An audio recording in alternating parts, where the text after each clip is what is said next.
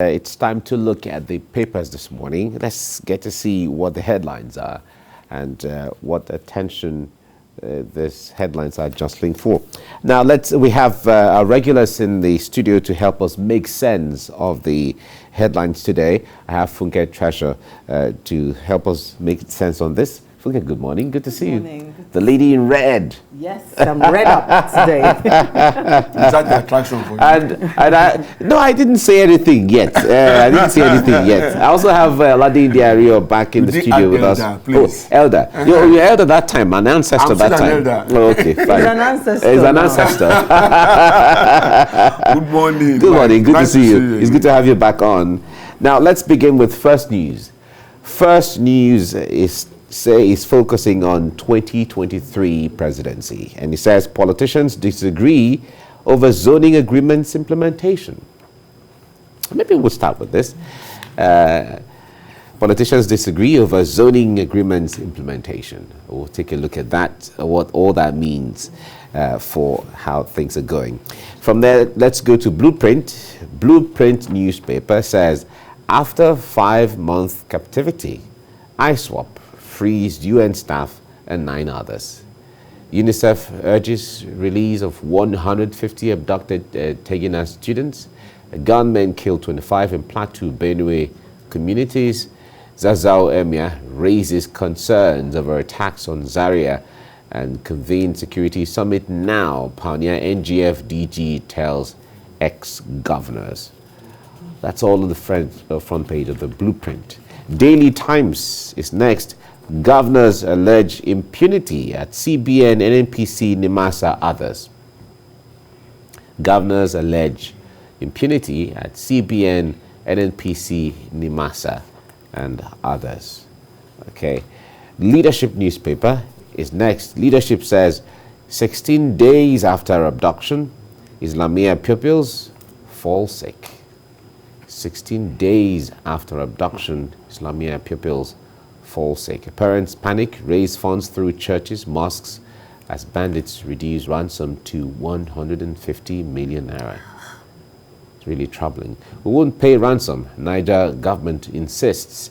IDPs reject local government chairman's rice gift. All right, these are all reactions, one way or the other. Really troubling times, I must say. All right, from there, let's go to Business Day. Business Day says Nigeria's textile import rises by 258% in the Q1 despite forex restriction.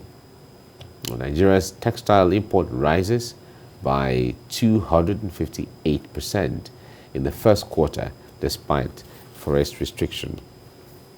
Okay, this is really very concerning.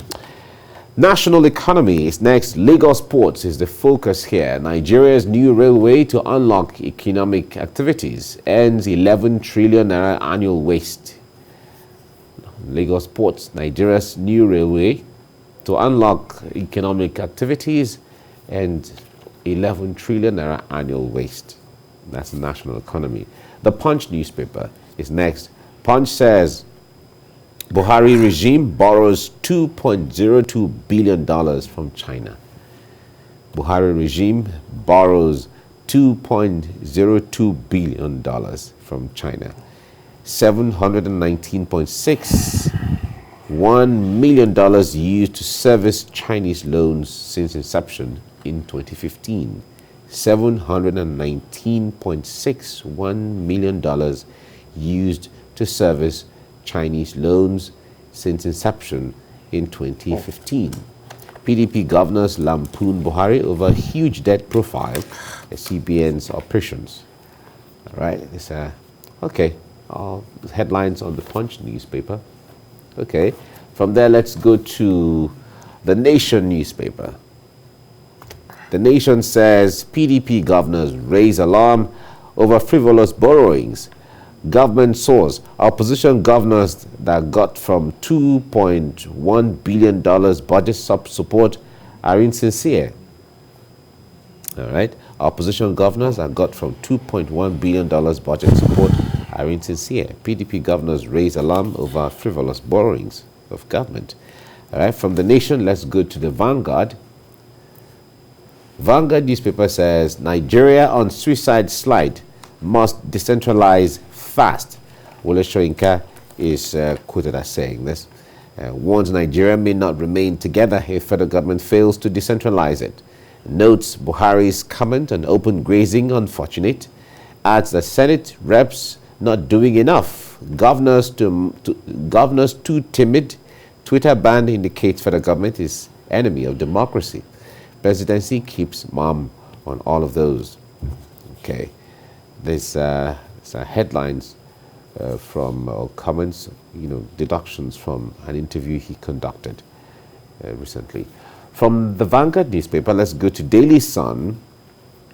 Daily Sun is saying, Soyinka warns of looming breakup, recommends decentralization as remedy, kicks against open grazing. Soyinka warns of looming breakup, recommends decentralization as remedy, and kicks against open grazing. That's the Daily Sun. Nigerian Tribune is next, and it says Nigeria may not celebrate another Democracy Day. Wole Soyinka is quoted as saying this. Nigeria may not celebrate another Democracy Day. Soyinka is saying this. Okay. So opinions and perspectives. Okay. And somewhere below, okay, fine. That's Nigerian Tribune. Daily Trust. We are at the mercy of kidnappers. Emir of Zazzau cries out. 30 killed in Benue, Plateau, Niger states. Really troubling. We're at the mercy of kidnappers. Emir of Zazzau cries out. Okay. We'll certainly, if we have time, we'll talk about this. News Direct is the last one we're looking at. Federal government unveils technology to tackle fuel tanker explosions. Federal government unveils technology to tackle fuel tanker explosions. That's on the Nigerian News Direct. Okay.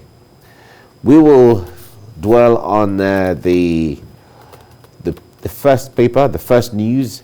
But before then, let's go on a break. Gentlemen of the press, let's go on a break, and then we come back to open up the discussions proper. We are looking at the headlines across Nigerian newspapers this morning, and I have with me in the studio to help make sense of this, Funke Treasurer is here, as well as Oladinde Rio. Now, let's start with you, Elder Oladinde. You will achieve old age. when an answer stop praise for you. Okay, first news says 2023 presidency. Politicians disagree over zoning agreements implementation. The point there is, Nigerians, or in fact, let me say, politicians have never really, from the reports we've gotten from every election, they have never really agreed before to say, okay, let us zone this presidency here, let us zone the presidency there. Of course, the constitution doesn't recognize issues of zoning. Any Nigerian can contest from anywhere, but because of the nomenclature of the peculiarity of Nigerian politics and the makeup of its whatever thing is, the gentlemanly agreement, we see it year in, year out. Yet politicians can't agree on where it should swing and how we should swing. Talk to us about this. 22 years after. Exactly, 22 years 22 years after. We're still talking about zoning, which goes to show that our democracy remains nascent. We have not found our feet on ground. We've not gotten the game right. Zoning, at all times, works against merit. Because if you say this person must come from a given state or tribe or ethnic group or region, the issue is whatever or material they have at that time is what they will push out. And then we need to now look too far in trying to answer the question, why have we not gotten better 22 years after? That was the question I was asking myself this morning, listening to a radio program. And I was like, so who do we blame? The people or political class? who are responsible for collecting and expending our resources. Now, talking about zoning. If we say we will not zone, already on ground, we have problems of inequality, lack of equity, lack of egalitarianism and all of that.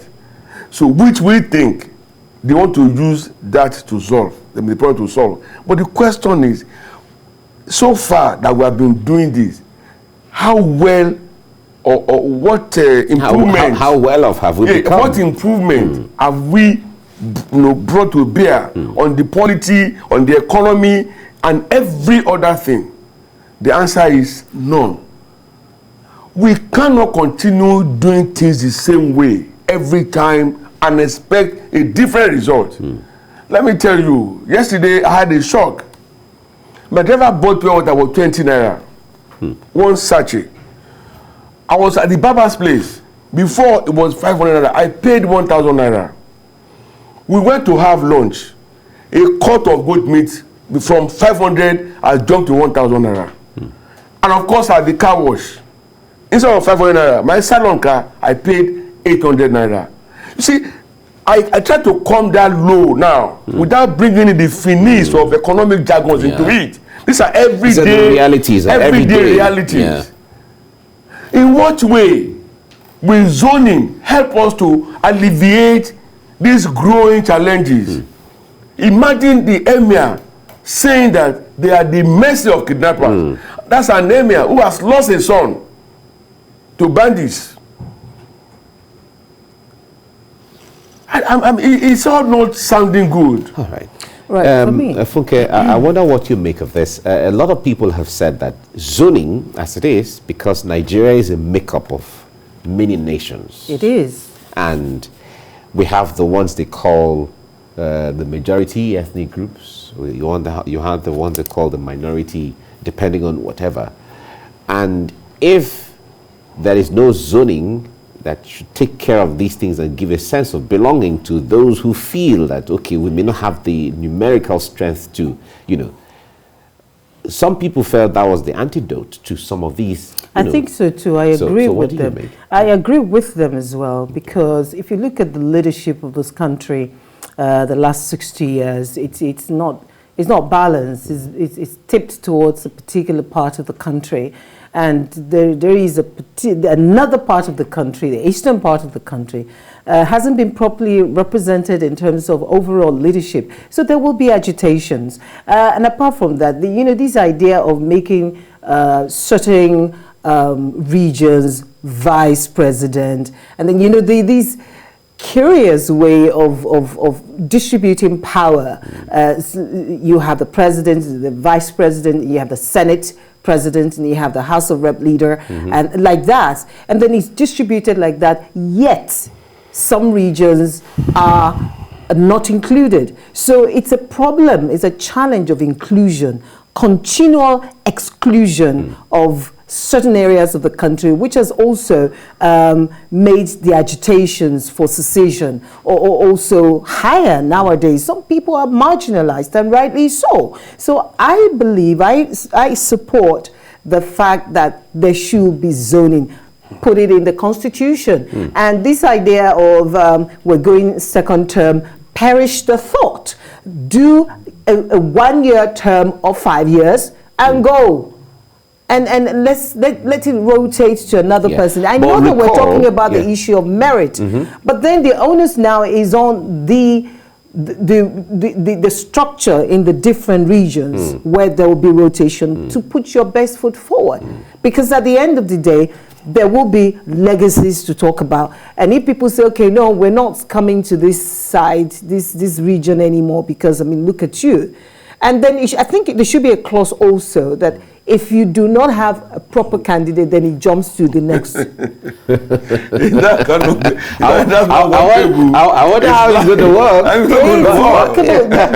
Never say never. No region will own up not having an appropriate candidate for any position. Yeah, never because, Nigeria very well. Because the point there is everybody feels, in fact, they've always said that every section, every corner of this country has qualified people to govern the country at any point in time. The complexity of it is the many nations that we are in one country. Yeah. Because if you look at the major ethnic groups, then the minorities are going to be telling you, so what about us? Yes, exactly. The fact that we do not have numerical strength. You know, so this is not a tea party for our leaders. There must be a way out. There must be a way you can include the previously excluded people. If they're not getting the top 5, you know, areas of leadership or governance in the country, what about the agencies, the prime agencies that are still occupied by the major ethnic groups? Because then you could do this. This is a matter of, you know, being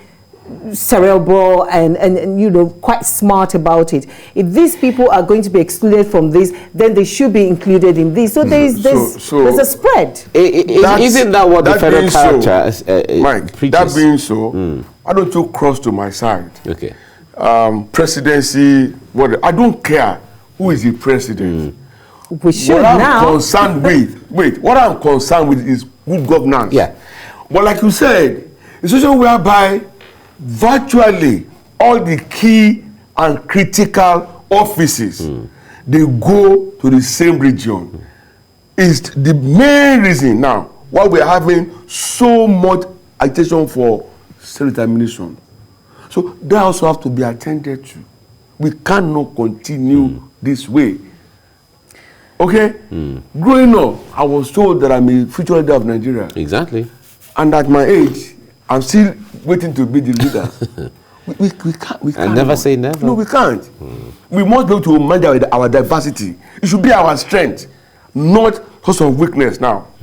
But that is what we're experiencing. Yeah. And it's unfortunate. Yeah, but if you say that you don't care who or from when where the president of Nigeria comes from, of course, that's not what makes anybody or gives anybody an edge. Because the point there is, let us even analyze. Look at the... If you take Ogun State, for instance, that has produced a president and an interim president, vice president, and all of that.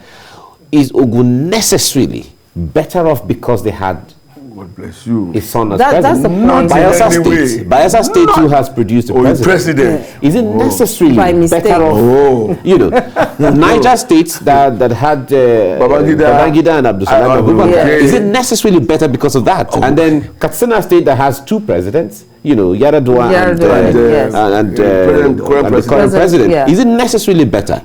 Kano, the same thing. Bauchi, Atafa Balewa, the same thing. Anambra State, Nnamdi Azikiwe, the same thing. So the point there is, the way we are, because when you disagree, I disagree, she disagrees, they disagree, we all disagree on where it should come from, how we should go about it, we still don't go anywhere. So isn't that a way of making, at least giving that circle where, okay, let's just have this sense of belonging? Zoning may give a sense of inclusiveness. Yeah. I'm not arguing about that. But the point is, like Riley said, those states that have had presidents coming from among their folks, how well off have they been? And then, for me, we still have issue with our constitution anyway, because the way this country is structured, an Igbo man may never rule Nigeria. And I'm concerned. If you ask me, the next president of Nigeria should come from the southeast. If you ask me, that is my position. And I owe nobody no explanation on that. Why? Because since we've been on this journey, they've been marginalized. Let's not deny that. It is glaring. Marginalized from the perspective. But some people hang on.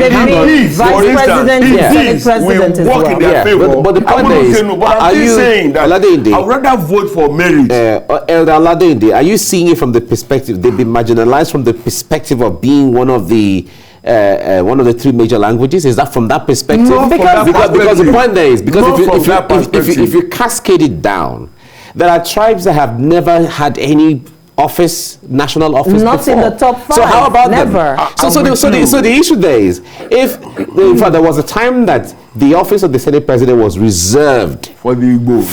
the Southeasterners. So how about Ijaw people? How about Ibibio? How about Tiv? How about Igede or Idoma? Or the diversity you talked about the other time. So that's the issue. So the point there is, somebody from Kuteb, for instance, will tell you, well, is somebody from Umuahia fit to be president just because he is Igbo than myself, who is Kuteb from Taraba State?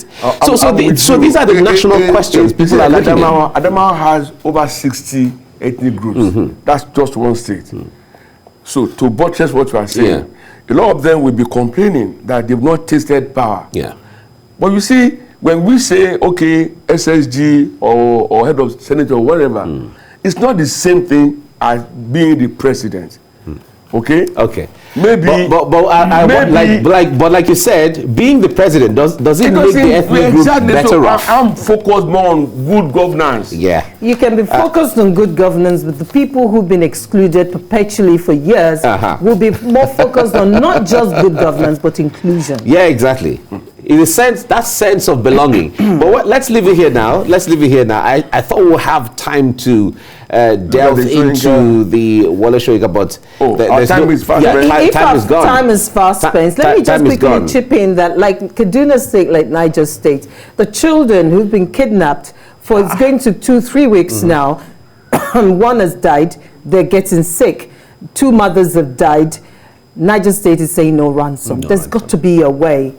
Our president didn't talk about it. The 2 times he appeared, he was silent on banditry and kidnapping. This is critical. These children will start dying because they don't have the resilience and the stamina of the adults. Please, Niger State should do something. Well, I think it's not just about Niger State. The federal government should do something because the security of all of those is on the hands of government. The space from motorways to Chinatown every morning in Lagos. Once the traffic slows down, boys come from nowhere and rob the people. It happened this morning. In daylight, broad daylight. Broad daylight. It happened today. Even when policemen were positioned there, those boys still go further down towards Hayden petrol station. Something has to be done. All right. Thank you so much, Olade Indiario, for coming on the program, and thank you for Ketrasha for coming. Thank you for having me. Thank you.